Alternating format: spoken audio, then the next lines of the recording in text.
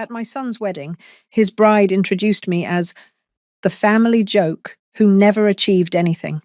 The whole room laughed, until her father turned pale and said, "You mean the woman who secretly bought out my entire family business?" My name is Clarraine, and before I take you into this story, I want to pause for a moment and ask you, where are you watching from today? Are you in the comfort of your living room, perhaps sipping a cup of tea? Or maybe you're far away, tuning in late at night, when the world around you is asleep. Wherever you are, I welcome you. This is not just a story about me. It's a story about patience, dignity, and the strength people often overlook. Now, let me take you back to the beginning. I was never the woman people expected much from. I married young, as most girls in my town did back then. My husband was ambitious, full of fire and pride. He always believed he was destined for greatness. And well, I was expected to play my role quietly, cook the meals, raise the child, keep the house in order, smile when company came over. And for a long time, I did exactly that. But silence is a strange thing. It has its own way of sharpening the mind. When you are silent long enough, you begin to notice details that others miss. The way a businessman glances nervously when debt is mentioned. The subtle tremor in a voice that boasts too loudly. The cracks in conversations that reveal more than intended. I became an observer of life, because no one ever thought I had anything to contribute. My husband, bless him, was not unkind, but he was dismissive. He loved our son dearly, but when it came to me, he often brushed aside my opinions as though they were dust on the windowsill. If I suggested saving more for the future, he would laugh and say, "Leave the numbers to me, Clarraine. You just take care of the house." When I hinted at wanting to continue my education, he chuckled, "Books won't put food on the table." I remember once, sitting by the window with a candle burning low, flipping through a borrowed accounting book. He walked in and shook his head. "You? Reading about finance? You'll give yourself a headache. Better to knit or bake." And so, to him, I was just that, the wife who baked, the mother who cared, the woman who smiled politely. But I held on to that book, and many others after it. You see, while the world saw me as plain and unremarkable, inside I carried questions. I wanted to know how money moved, how businesses rose and fell, and why the same families who looked down on me so easily were often drowning in their own pride. So, I learned quietly, slowly, patiently. At first it was just numbers. Later it became investments, shares, and the language of commerce itself. Meanwhile, my days went on as expected. I raised my son with every ounce of love I had. He was my joy, my pride, the very reason I endured everything else. I made sure his clothes were neat, his schoolbooks covered, his meals warm, and his confidence strong. He never knew that while he slept, I was poring over ledgers by candlelight. There were times I longed for someone to see me, not as a wife or a mother, but as a woman with dreams of her own. But recognition never came. At family gatherings, I was always the quiet one at the corner. My husband's relatives would speak loudly of their business deals, their lands, their connections. And when the laughter turned my way, it was never out of respect. I was invisible, or worse, the subject of mockery. Yet invisibility has its uses. When no one expects anything of you, they never guard themselves around you. They speak freely, dismiss you, underestimate you. And in their underestimation, they reveal truths they should have kept hidden. I began to see opportunity where others only saw emptiness. Every insult I endured, every laugh at my expense, every patronizing pat on the hand, it all became fuel. I would smile, nod, and excuse myself politely, but inside I would whisper, "You will not see me coming." Life is a long road, my dear friends, and while many rush down it, eager to show off their strength, I chose to walk it quietly, placing one careful step after another. Little did they know, Those steps were leading me towards something far greater than they could ever imagine. It was in those silent years, as the world looked right through me, that I began to plant the seeds of my greatest secret. The turning point in my life came not with a grand announcement, but with something far quieter, an overheard conversation. My husband's relatives had ties to a family far wealthier than ours. They owned a business, the kind people whispered about with admiration and envy. The name carried weight in the community, and they flaunted it like a crown. It was into this family that my son's future bride was born, though back then she was still a girl, and the marriage nothing more than a spoken promise between parents. Whenever these people visited, I was expected to serve tea, refill plates, and stand politely in the background. They never looked at me directly, never asked me questions. I might as well have been the wallpaper. And yet, from my quiet post at the side of the room, I saw and heard everything. It was during one such evening, as the men discussed their business ventures after supper, that I caught the first cracks in their golden image. One brother muttered about accounts not balancing. Another spoke too freely after a few glasses of wine, mentioning debts and creditors. The eldest snapped at them, warning not to let the women overhear. They laughed, and the conversation shifted. But I had already tucked the words away. From that night onward, I began listening more carefully. Each visit revealed more. There were disputes among them, rivalries hidden beneath smiles, and whispers of deals gone wrong. I watched how their confidence slipped the moment money troubles were mentioned. Their empire, it seemed, was not as untouchable as it looked. That discovery lit a fire inside me. I realized that knowledge was power, and I could gather it without anyone suspecting. While my husband busied himself with appearances, I quietly began to expand my education. Not in classrooms, of course. Those doors were never meant to open for me. Instead, I found my way to the back corners of libraries, borrowing old manuals on commerce and ledgers. I befriended clerks and accountants, offering baked goods in exchange for conversations about their work. And, at night, I studied until the candle wax dripped low. At first, it was overwhelming. Balance sheets, profit margins, dividends. They were words spoken in a foreign tongue. But as with any language, persistence cracked the code. Slowly I understood. And with understanding came courage. I began experimenting, cautiously at first. I took a small portion of the housekeeping money, just a sliver, and invested it in modest shares of a company no one paid attention to. Weeks turned into months, and while the amount was small, the returns were steady. With every gain, I grew bolder. Soon I wasn't just dabbling, I was building. The more I studied, the clearer it became. The wealthy family tied to us by marriage was bleeding money through arrogance. They expanded too quickly, spent without care, and treated their workers poorly. Pride had blinded them, and I knew pride was always the sharpest blade of downfall. But I wasn't reckless. I never spoke of my growing knowledge. Not to my husband, not even to my son. To them, I was still the same Clarraine. Quiet, dependable, unremarkable. That was my disguise, and it served me well. I remember one particular evening vividly. A gathering had been held at their grand home, chandeliers glittering above, laughter echoing through gilded halls. I stood in the corner, as usual, pouring tea. Their eldest son bragged about a new expansion, but I caught the way the daughter-in-law clenched her jaw, the way the father's smile strained at the edges. I knew then that behind the laughter lay panic, and I knew, too, that one day I would hold the strings of their collapsing empire. It wasn't greed that pushed me forward. It was necessity. I had lived long enough under the weight of others' judgments, laughed at and dismissed. But I wasn't doing this to prove a point to them. No, I was doing it for my son. I wanted him to have a life where no one could look down on him. A life shielded from the cruelty I endured. And so, I kept collecting. Small shares, hidden partnerships, quiet favors. Every piece added to my unseen puzzle.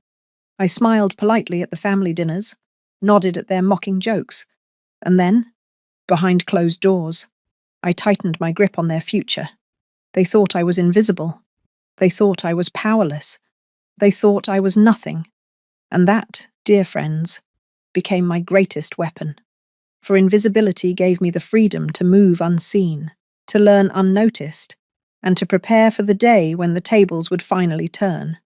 By the time my son was nearly grown, my little experiments had become something far more. I had already built the foundation of an empire in shadows, one that would, in time, swallow theirs whole. The years slipped by, each one layering another coat of invisibility over me. On the surface, nothing changed. I was still the quiet wife who prepared meals, ironed shirts, and greeted guests at the door. But beneath that surface, my world was shifting, brick by brick, stone by stone. My little experiments with shares had grown into something far more deliberate. At first, I had only dabbled, watching cautiously as my savings ebbed and flowed. But after those early successes, I realized I could play the long game. I began acquiring small stakes in businesses connected to the wealthy family, the very empire my son's future in-laws controlled. Of course, I could never buy directly. That would have raised suspicion. Instead, I worked through trusted intermediaries, old friends, clerks who owed me favors, and even distant cousins who barely remembered my name. Every share I purchased was tucked away under someone else's hand, but always with the binding understanding that it was mine in truth. It was delicate work, requiring patience and trust, but I had patience in abundance. What I lacked in visibility, I made up for in endurance. For years, I endured mockery. At family gatherings, my in-laws and their business associates often laughed at my silence. "Clarraine, why are you always so quiet?" They would chuckle. "She doesn't understand these things. Leave her be." Another would add, waving me off as though I were a servant instead of a guest. Once, at a dinner, the bride's uncle leaned across the table and smirked. "You've never worked a day in your life, have you? Just a simple homemaker." The room erupted with laughter, and I felt my cheeks flush hot with shame. I wanted to tell him that while he laughed, I was already holding the keys to his future. But instead, I smiled softly and poured him another glass of wine. Every insult became fuel. Every humiliation became a quiet vow. My husband never suspected. To him, I was simply occupied with hobbies. He would often tease me for my habit of scribbling in notebooks at night. "What are you writing, Clarraine?" "Fairy tales." I would smile and close the book, never revealing that the fairy tale was a careful record of stocks, bonds, and shifting market prices. Our son grew into a fine young man, bright and respectful. I made sure he never carried the burden of my secret life. He saw only a mother who loved him deeply, who supported him at every turn. He had no idea that while he studied his textbooks, I was studying ledgers, or that while he dreamed of the future, I was quietly building it for him. By the time he was finishing school, my influence stretched wider than I ever dared to. Imagine in those early nights with a borrowed candle. I held silent stakes in factories, warehouses, and shipping routes. Some businesses flourished, others faltered, but I always reinvested wisely. When one door closed, I found another. And then, slowly, something extraordinary happened. Whispers began to circulate. The wealthy family, once so untouchable, was facing unseen hands in their dealings. Investors they thought were loyal began siding with someone else. Contracts slipped through their fingers. Rival bidders appeared at the last moment, armed with information they could not explain. They didn't know it was me. They couldn't even imagine it. I became a shadow presence in their empire, invisible but undeniable. By the time my son reached adulthood, I quietly owned more than half of the shares in their holdings, carefully disguised, meticulously hidden, but mine all the same. Their arrogance had blinded them so completely that they never thought to look in my direction. And yet, Despite the growing power in my hands, I remained silent. I didn't brag. I didn't boast.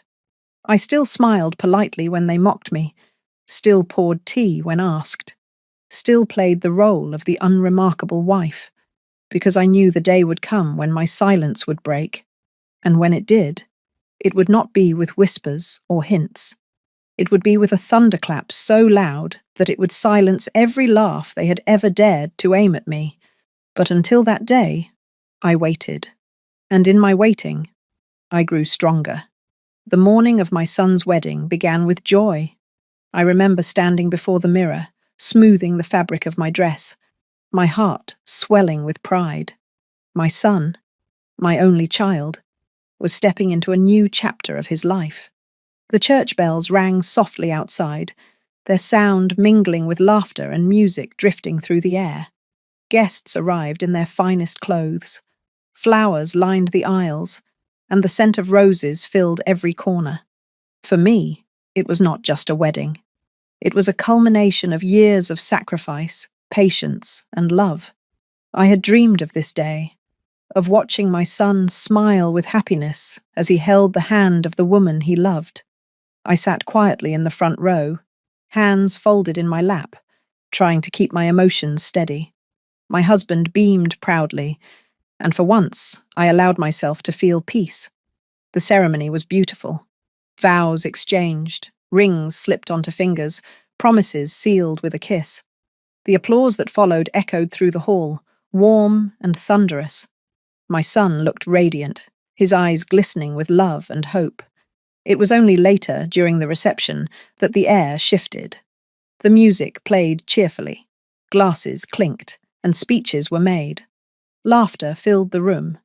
Then, as is tradition, the bride began introducing the families to the guests. She spoke warmly of her father, her mother, her brothers. Applause followed each name. And then, with a smile that was both sweet and sharp, she turned to me. "This," she said, gesturing toward me, "is my mother-in-law, the family joke who never achieved anything." The words struck like a blade. For a moment, silence. Then laughter erupted. A wave of chuckles, smirks, and knowing glances rolled through the room. Some laughed awkwardly, others more freely, as though they had been waiting for someone to say it aloud. Even the band seemed to falter before picking up again. I felt the weight of every eye upon me. Heat rose in my cheeks. My chest tightened. I forced a smile, the same smile I had worn through countless humiliations before. But inside, something cracked. Not from anger, but from sorrow. After everything, after years of sacrifice, of silent building, of shielding my son from scorn, this was how I was introduced to the world. I looked at my son. His face froze, his eyes darting between me and his new wife. I could see the shame in him, the conflict, the helplessness. He opened his mouth to speak, but the laughter drowned him out. And then, a silence heavier than any laughter fell upon the hall. The bride's father had not laughed. He was staring at me, his face pale, his eyes wide. His hand gripped the edge of the table so tightly his knuckles whitened. The merriment around him died away as people noticed his expression. Finally, in a voice that quivered with disbelief, he said, "You mean the woman who secretly bought out my entire family business?" The laughter stopped instantly. Forks clattered onto plates. The room froze, as though time itself had been suspended. Every head turned toward me. Every mocking smile disappeared, replaced by shock, confusion, even fear. I did not move. I did not speak. I simply sat there, calm, still, watching the truth ripple through the crowd like a storm rolling in over calm waters. The bride's face drained of colour. She blinked rapidly, glancing at her father, then at me, then back again. What do you mean?" she stammered. Her father's voice rose, sharp and desperate. "Do you not understand? This woman sitting quietly before you, is the reason our debts were called in, the reason our shares slipped through our fingers, The reason we no longer hold the power we once did. Gasps echoed around the room. Whispers turned into stunned murmurs. People leaned forward in their chairs, straining to hear every word. I kept my silence, my hands folded in my lap, my face serene. For years, I had dreamed of this moment. Not the humiliation, not the laughter, but the silence that followed. The silence when truth shattered illusion. The bride's hand trembled around her wineglass. My son looked at me, bewildered, desperate for answers. My husband sat motionless, his mouth parted in shock. And still, I said nothing. Because sometimes, silence speaks louder than any voice ever could. That night, as the world stared at me with new eyes, I realized the time for hiding was nearly over. The years of invisibility had served their purpose. Now, they would see me, not as the family joke, not as the unremarkable wife, but as the woman who had quietly rewritten the story of their empire. For a long moment, the hall remained still. The music had stopped. Glasses sat untouched. People leaned in, waiting for me to deny it, to laugh, to say it was a misunderstanding. But I did not. I lifted my gaze slowly, first to my son, then to my husband, and finally to the bride's father. His face was etched with a mixture of fear and rage. Fear because he knew the truth, and rage because he had been outwitted by someone he never considered a threat. "Tell them," he demanded, his voice trembling. "Tell them what you've done." All eyes turned toward me. My heart beat steadily, not fast, not panicked, steady. For years, I had carried this secret in silence. Now, with the world watching, I chose my words carefully. "I did not buy your business in malice," I said softly, my voice carrying across the room. "I did it because you left cracks in the foundation. You squandered what you were given. You mocked those who worked quietly. And you never noticed the woman in the corner taking note of every mistake." Gasps followed. The bride's face paled even more. She clutched her father's arm, whispering desperately. But he only shook his head. He knew the truth. I turned to the guests, to the very people who had laughed at me moments earlier. For years, I was invisible. To you, I was the quiet wife, the homemaker, the woman with no ambition. You spoke freely in my presence because you believed I was too simple to understand. But I listened. I learned. And when the time came, I acted. My husband finally found his voice. "Clarraine," he whispered, his eyes wide with disbelief. "All these years. How?" I looked at him gently. "With patience. With books you told me not to read. With money you thought too small to matter. With a determination you never saw, because you never thought to look." The room murmured again, whispers weaving through the crowd like restless winds. Some stared in awe, others in confusion, a few in shame. I turned back to my son. His eyes were filled with tears, not of sorrow, but of something deeper: realization, understanding, pride. "Son," I said, my voice breaking for the first time, "I did this for you. Every coin I saved, every share I purchased, every risk I took. It was never about me. It was about making sure you would never be at the mercy of people who think silence is weakness. I wanted you to walk into life with dignity, with strength, and with freedom." He rose slowly, his chair scraping against the floor, and crossed the room to me. He took my hands in his and whispered, "Mother, I had no idea." His voice trembled, but in it I heard pride blooming. The bride looked stricken, unable to meet my eyes. Only hours earlier she had introduced me as the family joke, the woman who had achieved nothing. Now she sat in silence, her face flushed with humiliation. Her father, though, was less quiet. His fury boiled over, and he slammed his fist onto the table. "You tricked us! You deceived us!" I shook my head. "No, I did not trick you. You deceived yourselves with arrogance. I did nothing but see what you refused to see. I simply took the opportunities you left, lying in the open." The truth hit him harder than any insult could.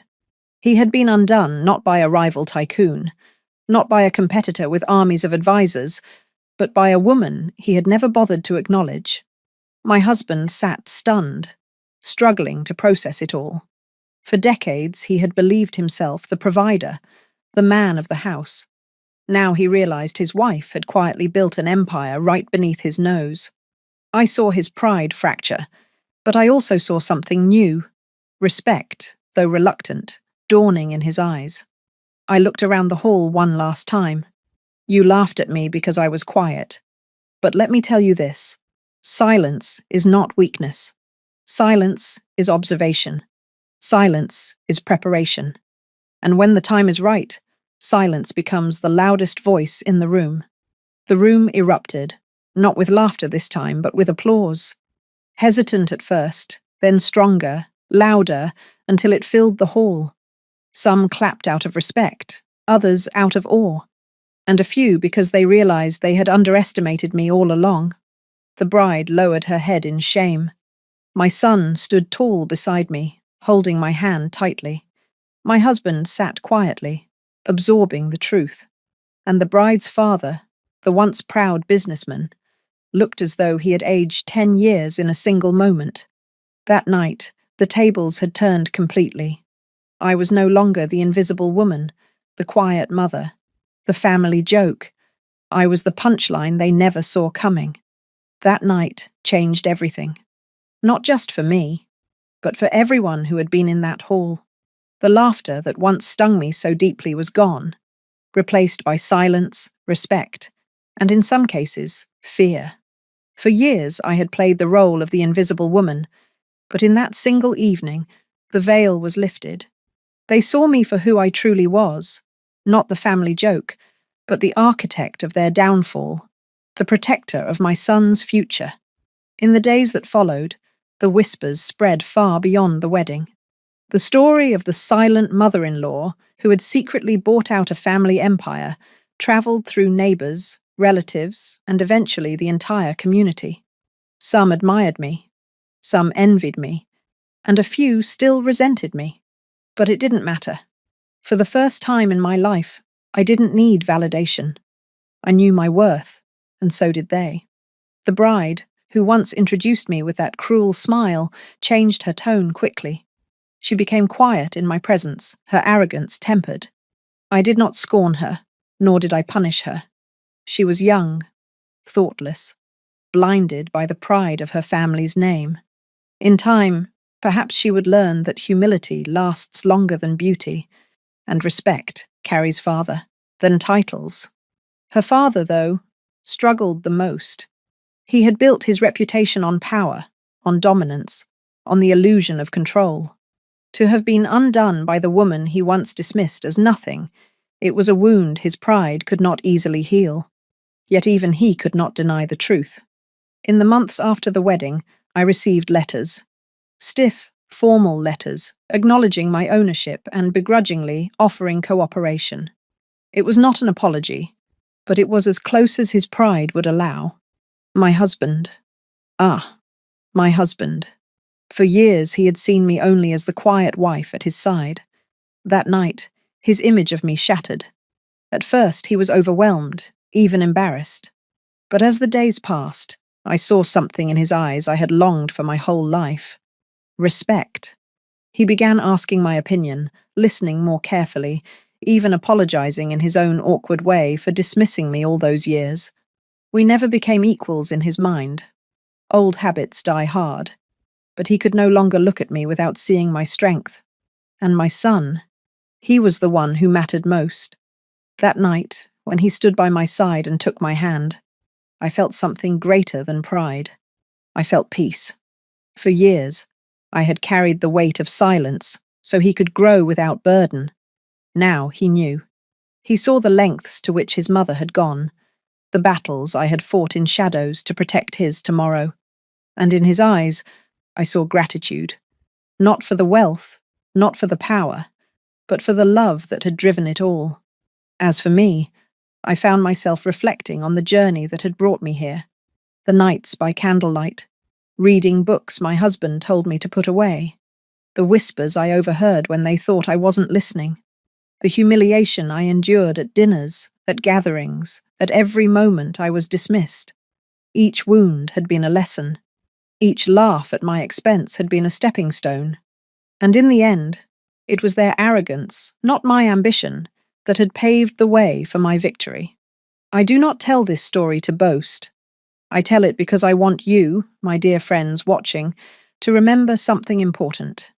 Silence is not weakness. Patience is not passivity. Being overlooked does not mean being powerless.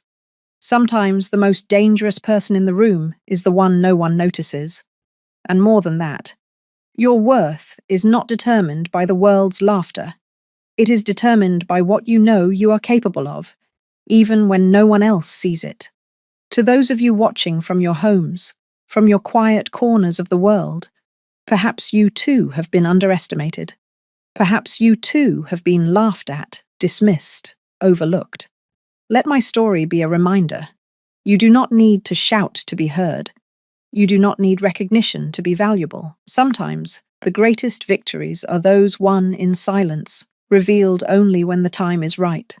As I sit here now, years after that wedding day, I do not think of revenge. I do not think of humiliation. I think of legacy, of the future I secured for my son, of the respect I finally earned, of the quiet power that carried me through. And I think of you, dear listener. Perhaps you are young and impatient. Perhaps you are older, like me, looking back on the road you've walked. Wherever you are, know this. Every step, every choice, every moment of patience has meaning. Even if the world does not see it now, one day your silence may echo louder than any shout. So tell me, where are you watching from today? Because wherever you are, I want you to remember, your story is not over. And perhaps, just like mine, it is only beginning.